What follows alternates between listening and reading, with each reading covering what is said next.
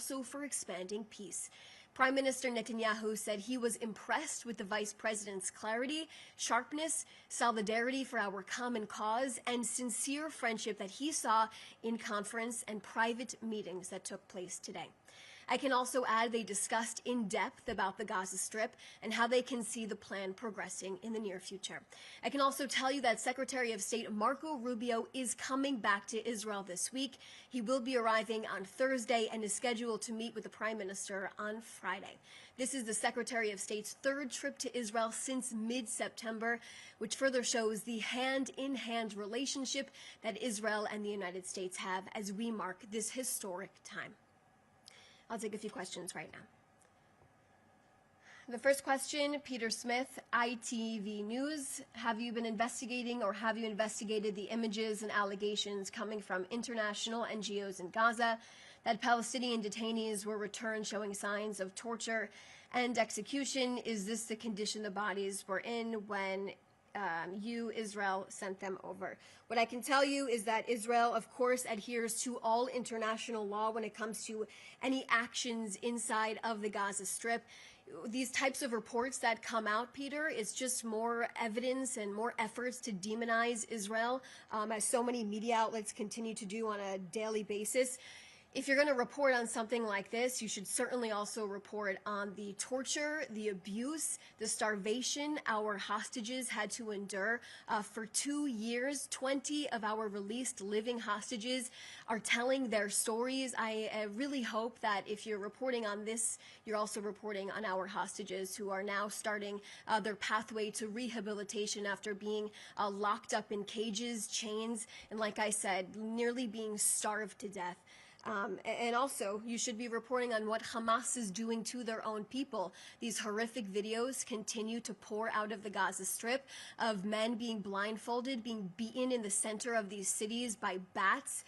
It's horrific to see, and hopefully all media outlets like yourself are reporting on that violence as well. Joel Pollack, Breitbart News. There are reports that Arab and Muslim countries who committed to President Trump's plan are now reluctant to contribute to the military force necessary to patrol Gaza because they're afraid to face Hamas and they're afraid of being accused of occupying Gaza. Many of the same countries criticize Israel for standing up to Hamas. Can you comment on this reported reluctance and whether it jeopardizes the plan or whether it would require Israel to take over Gaza in the end? So like I mentioned before, Vice President JD Vance and Prime Minister Netanyahu met today. Of course, they discussed the future of this plan inside of the Gaza Strip. And also, just to mention and reiterate the full coordination, both countries are consistently in together. They spoke about the future of this plan, what this security force will look like in the future of the Gaza Strip. But to follow back on the 20-point plan, we continue to reiterate Hamas will have no future inside of the Gaza Strip. Of course, this is a shared goal between Israel and the United States. They will be disarmed, Gaza will be demilitarized, and we will ensure that Gaza never poses a threat to the state of Israel ever again. Okay, next question from Adam Parsons from Sky News. The U.S. administration has made it clear that in their minds there is no deadline involved in recovering the deceased hostages and that they accept the logistical difficulties outlined by Hamas. Do you agree with this? And following on that, when will you be reopening the Rafah crossing? The Rafah crossing is currently closed at this point in time, but aid continues to come into the Gaza Strip as per the plan, as per Israeli policy.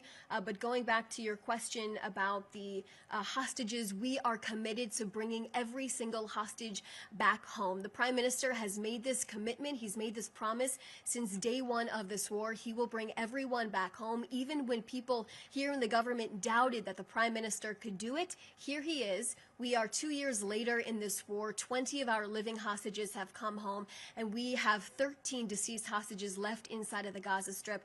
The Prime Minister has made it abundantly clear no one will be left behind, and we are demanding for the release of our 13 deceased hostages that are still in captivity at this point in time. It is a war objective. It is objective from the beginning the Prime Minister set, and it is objective he will be following through on. This is Hanan Julian, the Jewish edition. Has Secretary of State Marco Rubio's trip to Israel been confirmed? And if so, when is he expected? I confirmed in this briefing, I'm not sure if you heard, but Secretary of State Marco Rubio will be arriving on Thursday. He will be meeting with the Prime Minister on Friday. Those are all the questions that I see right now.